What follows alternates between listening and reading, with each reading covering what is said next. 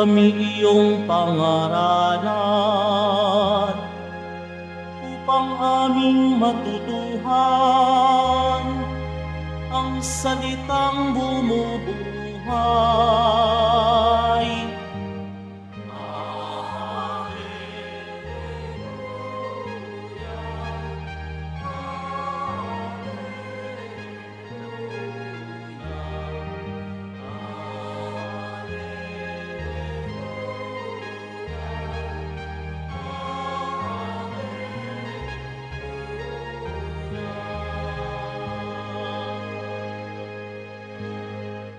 Sumainyo ang Panginoon. At sumaiyo rin. Ang mabuting balita ng Panginoon ayon kay San Marcos. Papuri sa iyo, Panginoon. Noong panahong iyon, pagbabalik ni Jesus mula sa lupain ng Tiro, dumaan siya sa Sidon at nagtuloy sa lawa ng Galilea, matapos tahakin ang lupain ng Decapolis. Dinala sa kanya ang isang lalaking bingi at utal at ipinamanhik nila na ipatong sa taong ito ang kanyang kamay. Inilayo muna siya ni Jesus sa karamihan at isinuot ang kanyang mga daliri sa mga tenga nito. Pagkatapos, dumura at hinipo ang dila nito. Tumingala si Jesus sa langit at nagbuntong hininga at sinabi sa tao, Ephata, ibig sabihin, mabuksan. At nakarinig na ito. Nawala ang pagkautal at nakapagsalita na ng malinaw. Sinabi ni Jesus sa mga tao na huwag ibalita ito kanino man. Ngunit kung kailan sila pinagbabawalan, ay lalo naman nilang ipinamamalita ito. Sila ay lubhang ng gilalas at ang wika, anong buti ng lahat ng kanyang ginawa? Nakaririnig na ang bingi at nakapagsasalita ang pipi. Ang mabuting balita ng Panginoon. Pinupuri ka namin, Panginoong Hesukristo. Magsiupo muna ang lahat.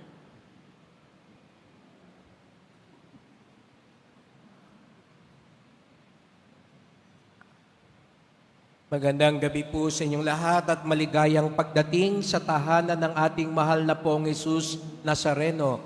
Pinagdarasal din po natin ang mga nasa online, lalo na po mga may sakit, nag-aalaga sa may sakit at mga kababayan kadeboto natin mula sa iba't ibang panig ng bansa daigdig na nais sumama sa banal na misa dito sa Quiapo, sa Basilica Minor at pambansang dambana ni Jesus Nazareno. Araw ng Biyernes, araw ng debosyon, araw ng mga deboto, at higit sa lahat, araw ng ating pinakamamahal.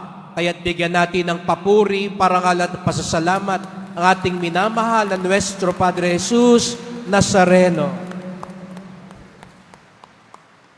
At dahil ngayon po ay Valentine's Day, pakibati nga inyong katabi, Happy Valentine's Day. At talungin nyo nga yung katabi nyo, in love ka ba? Yan, mukha ho bang in love yung katabi ninyo? No? Tingnan nyo yung mga nakapula ngayon. No? Ayan, sila yung mga in love. Ayan, no? Pero alam din natin, ang pula at maroon ay kulay ng ating mahal na pong Jesus Nazareno. Dahil kung meron mang talagang in love, walang iba kundi ang pong Nazareno. Amen. Kaya nga tayo nagpupunta dito dahil alam natin, mahal na mahal niya tayo.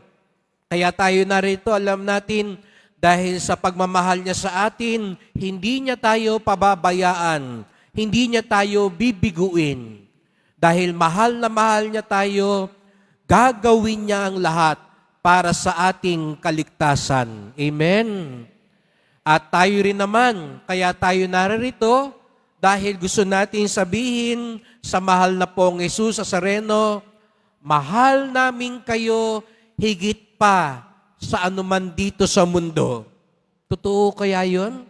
Na higit pa sa asawa mo, higit pa sa anak mo, higit pa sa pera, higit pa sa politikong gusto mo, higit pa kung anuman sa mundong ito, mas mahal, pinakamahal mo si Jesus Nazareno.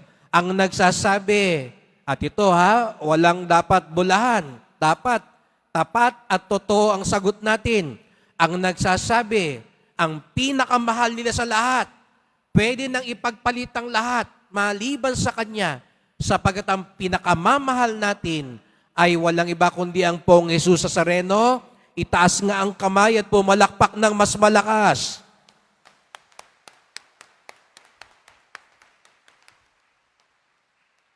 Ayan, mahal na Pong Nazareno, pakinggan niyo po ang sagot ng inyong mga deboto at sinasabi nila, hindi nila kayo ipagpapalit na kayo ang pinakamahal nila higit sa lahat. Alam niyo ho bang ibig sabihin nun? Pag sinabi nating ang pinakamahal natin ay si Jesus Nazareno, dalawang bagay ang ipagdasal natin ngayon. Habang ipinagdiriwang natin ang araw ng mga puso, ang araw ng pag-ibig.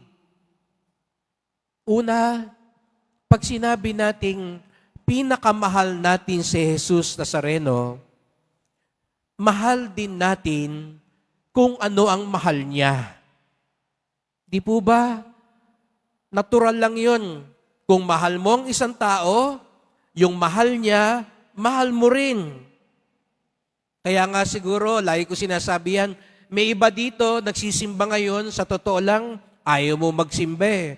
Pero yung nililigawan mo, gusto magsimba sa Quiapo. Kaya napilitan kang sumama. Dahil mahal niya ang Nazareno, ngayon sinisikap mong mahalin din ang Nazareno. Yung iba, halimbawa, naalala ko nun, meron akong kaibigan, mahilig siya sa mga rock music, masakit sa tenga. Ayoko talaga ho nun kasi hindi ako mahilig sa mga ganun. Pero dahil kaibigan ko siya, sinamahan ko siya sa concert kahit 2 oras na parang nababasag na yung tenga ko. At hirap na hirap ako pero nakangiti pa rin ako. Kasi gusto kong sabihin, iparamdam sa kanya, ang mahal mo, mahal ko din.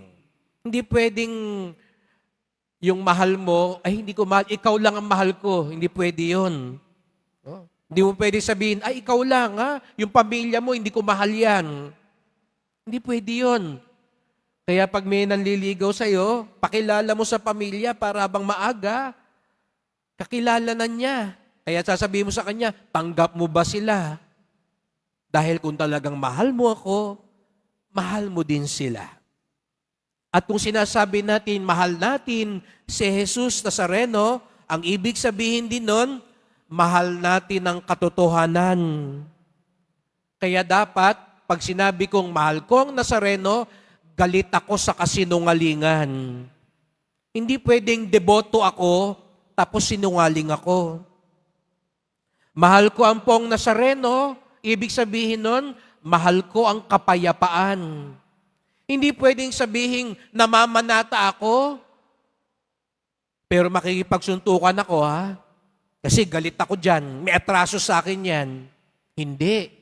Dahil pag mahal natin si Jesus, mahal din natin ang kapayapaan. Mahal mo ang pagpapatawad.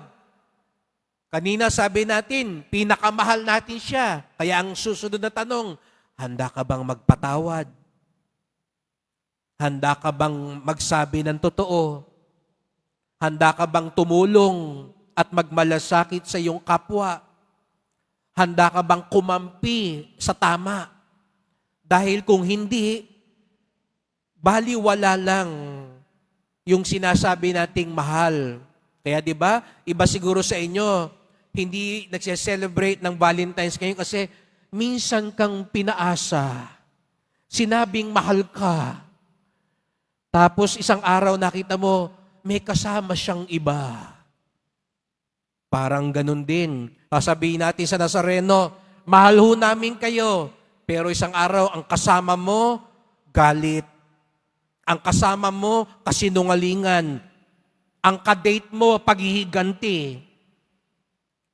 Ang kasama mo, pandaraya. Baka pag nasa lubong natin ng Nazareno, sasabihin niya, akala ko ba mahal mo ako? Kaya't yun ang una nating ipagdasal. Sa sinasabi nating mahal natin ng Pong Nazareno, mahalin din natin ang mahalaga sa Kanya. Ikalawa, alam ko ngayong araw na ito, may mga ibang nagsasabing mahal ka, mamaya baka pagkatapos nyo magsimba, pag kumakain na kayo, sasabihin sa inyo lalaki, mahal mo ba talaga ako? Tapos ikaw naman, siyempre, sabi mo, oo naman, mahal kita. Sige, kung talagang mahal mo ako, mamaya, punta tayo doon na yung nakaganon, no? No? Yung may nakalagay na no? Mga lugar, no? 2 oras lang, 3 oras lang. Ayan. Kung talagang mahal mo ko, di ikaw naman minsan matatakot ka dahil sabi mo, mahal kita pero hindi pwede. Hindi mo ko mahal. Kasi hindi mo ko sinusunod. Hindi mo ko pagbibigyan. Di ba? Maraming ganyan estilo mamaya. Ingat kayo. No? Pag ginawa sa inyo yan nung nangliligaw sa'yo, pag sinabi sa'yo, mahal mo ko, samahan mo ko mamaya doon. Ha? May malapit lang dito. Sabihin mo, isusumbong kita sa Nazareno. Kasi hindi yan ang tunay na pagmamahal. Sapagkat ang tunay na pagmamahal, tinatanggap mo ang pamamaraan ng pagmamahal niya sa'yo. Hindi ikaw ang nagdidikta paano ka mahalin. Di ba? Kaya minsan yung mga bata, mahal mo ba ako, mami? Ibili mo ako ng bagong cellphone. Pag hindi mo ako mahal. Ayoko na sa'yo. Mga bata, hindi ganyan ang tamang pagmamahal. Mahal mo ba ako? Ibili mo ako nito. Hindi tayo ang nagdidikta kung papaano tayo minamahal. Tinatanggap natin ng kusa ang kanilang pagmamahal sa atin. Hindi natin sabihin sa Pong Nazareno, mahal mo ba ako, mahal na senyor? O dapat manalo ako sa loto. Pag hindi ako nanalo, hindi mo ako mahal. Hindi na ako babalik dito sa Quiapo. Pag hindi gumaling yung asawa ko, yung anak ko, galit na ako sa'yo. Hindi po ganon ang pagmamahal. Sapagkat ang tunay na pagmamahal, tinatanggap natin kung ano ang kanyang ibinibigay sa atin. Kaya nga, nakita natin ang Pong Nazareno, dala yung krus. Kung sabihin kaya, kanina sabi natin, proud na proud tayo, pinakamahal ko ang Pong Nazareno. Kung sabihin niya ngayon, mahal mo ba talaga ako? Sige. Nakita mo, may pasan akong krus. Pasanin natin tong krus. Ay, hindi naman, no? Nagbibiro lang ako, mahal na senyor. Hindi ganyang pagmamahal ang gusto ko. Ang tunay na pagmamahal, ipinagkakatiwala natin yung sarili natin sa nagmamahal sa atin. Kaya nga, narinig nyo yung pinagaling na bingi at utal. Paano raw siya pinagaling ng Pong Nazareno? Nilayo siya, isinuot yung mga daliri sa tainga. Okay pa yun, di po ba? Pero pag mas nyo yung sumunod, pagkatapos, dumura at hinipo ang dila nito. Ewan ko, yung mga nagpupunta dito sa albularyo, no? Yung iba sa inyo, di ba, makita nyo yung albularyo, ngunguya, tapos, palunok sa'yo, lulunukin mo ba yun? Siguro, hindi ka papayag. Sabi mo, ay naku, hindi na, wag na, kung ganyan lang ang pagpapagaling sa akin. Pero napansin nyo yung utal at bingi na hindi siya pumalag. Hinayaan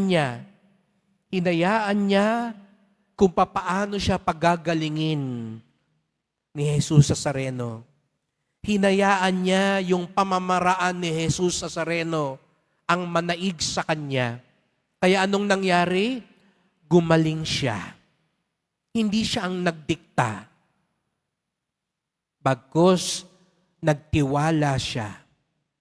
Mga kapatid, ito yung ipagdasal natin sa misang ito din po. Na may pagkakataon, hinihiling ng Poong Nazareno, mas maunawaan natin ang paraan ng kanyang pagmamahal. Minsan, ang sabi niya, teka muna, nagmamadali pa rin ba tayo? Minsan, ang gusto niyang sabihin, pasanin natin ang krus. Tinatakbuhan ba natin ang krus? Ayaw natin ng pagsubok? Mahal lang ba natin siya kapag maginhawa ang buhay? Kapag maayos ang lahat? O sa anumang pamamaraan niya nais at doon niya maipamamalas ang kanyang pagmamahal, handa nating tanggapin ito. Kaya sa araw na ito, mula pa kaninang umaga siguro, lagi nating narinig yung salitang yan. Pag-ibig, pagmamahal, love. Idasal natin na tunay na pag-ibig, tunay na pagmamahal, at yun ang nanggagaling sa puso ni Jesus Nazareno, ang ating maunawaan, ang ating matanggap, ang ating maibahagi sa isa't isa. Kaya't sama-sama po tayo ngayong magdasal. Mahal na pong Jesus Nazareno, salamat po sapagkat alam namin, mahal na mahal niyo po kami. At narito rin po kami sapagkat gusto din naming sabihin sa inyo, mahal na mahal namin kayo. Tanggapin niyo po ang aming pag-ibig. Nagsusumikap maging tapat sa iyo. Nagsusumikap pahalagahan ang mga mahal sa iyo. Mapatunayan nawa namin ang aming pagmamahal sa iyo sa aming buhay. At mahal na pong Jesus Nazareno, matutunan din nawa naming matanggap ang iyong pamamaraan ng pagmamahal sa amin. Patawad po kung minsan kami ang nagdidikta. Parang kami pa ang nasusunod. Kami pa ang sumusukat ng pagmamahal mo sa amin. Nawa, matuto kaming magpaubaya at magtiwala na ang tangi naming panghawakan, anuman ang mangyari, sa karamdaman man o kagalingan, sa kaginawahan man o kahurukaan, nasagot man agad o hindi ang aming dasal, ang panghawakan namin lagi ay mahal na mahal niyo po kami. Mahal na pong Jesus Nazareno, kaawaan niyo po kami, basbasan niyo po kami. Amen. Amen.